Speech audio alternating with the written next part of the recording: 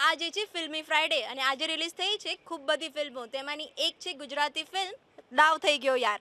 આ મૂવી વિશે આપણે વાત કરીશું આપણા એક્સપર્ટ જિગ્નેશ હિરાની પાસેથી, જેઓ આપણને કહેશે કે મૂવીનો રિવ્યૂ કેવો છે અને જોવા જવી કે નહીં. તો ચાલો વાત કરીએ તેમની પાસેથી. હા માર્ગી, આ જે ફિલ્મ છે એમાં જો આપણે વન લાઇનમાં આની સ્ટોરી કહું અને રિવ્યૂ કહું તો પ્રેક્ષક ચોક્કસ એમ વિચારશે કે મારી સાથે દાવ થઈ ગયો છે. એટલે હું ખાસ પ્રેક્ષકોને કહીશ કે ઓલ ઓવર જો એટલું સરસ મજાનું જે પાર્થ ઠક્કરનું મ્યુઝિક હોય, અરમાન મલ્લિક, ઐશ્વર્યા, કીર્તિ સાગઠિયા જેવાનો જે પ્લેબેક સિંગિંગ હોય, તો જે મ્યુઝિક જોઈને આપણને ચોક્કસ ઈચ્છા છે કે ફિલ્મ જોઈએ. પરંતુ જે આમ જોઈએ તો એનું સ્ક્રીન પ્લે સાથે ડિરેક્શનમાં જોઈએ તો જે કોમેડી પ્રેઝન્ટ થવી જોઈએ તે પ્રેઝન્ટ કરી શક્યા નથી. કંઈક ઘણી બધી ઉણપ વર્તાય છે ફિલ્મમાં. અને આપણે જો જોઈએ તો જે લેટેસ્ટ અર્બન મૂવી જોવા માટે જે પ્રેક્ષક ખેંચાય છે વર્ગ, એની સાથે ચોક્કસ દરેક સમયે એવું લાગશે કે મારી સાથે દાવ થઈ ગયો છે.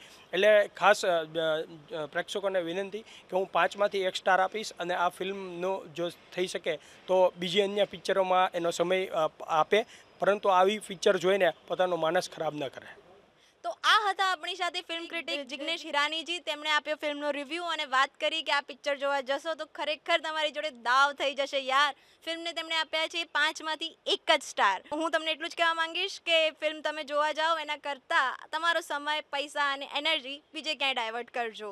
કેમેરામેન કાર્તિક આચાર્ય સાથે માર્ગી પંડ્યા, વીટીવી, અમદાવાદ.